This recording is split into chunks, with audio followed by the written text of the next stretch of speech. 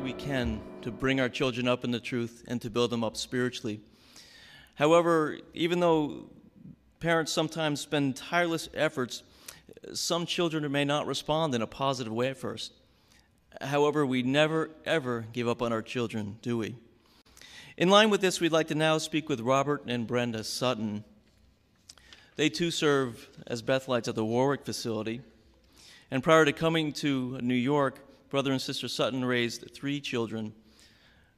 Brother and Sister Sutton, tell us a little bit about your spiritual routine as you raised your 3 children. Well, we attended the meetings regularly. The children knew that Saturday mornings were for field service, and every week we had a family worship. And we also, at one point, changed our family worship night to Friday night, and it coupled with that a family fun night, and where we spent quality time with just us as a family. So it sounds like you two set a great example in training your children spiritually.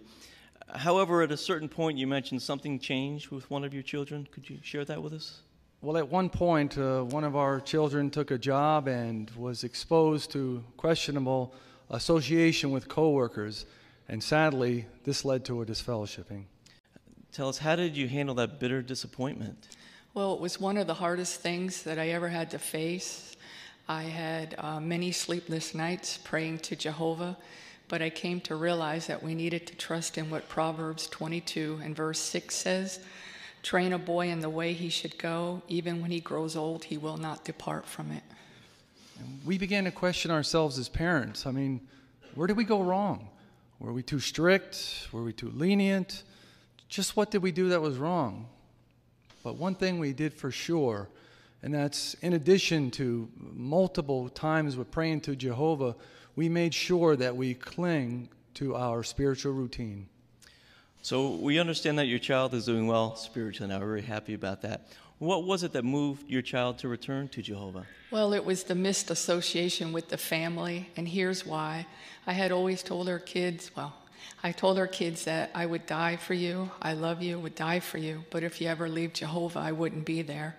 And they knew that we wouldn't waver on this.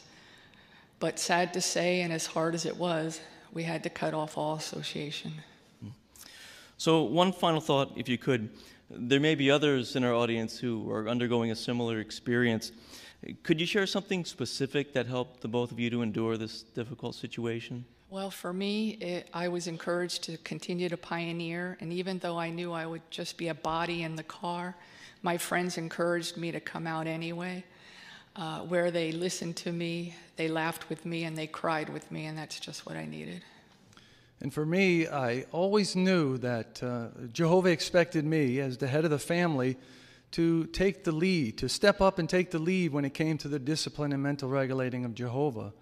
But when I realized that this time the discipline was coming from Jehovah himself, I had to not step up, but I had to step back and loyally follow Jehovah in the way that he was running this discipline.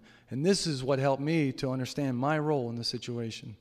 Well, we want to thank you both very much for your excellent example in sharing that personal experience.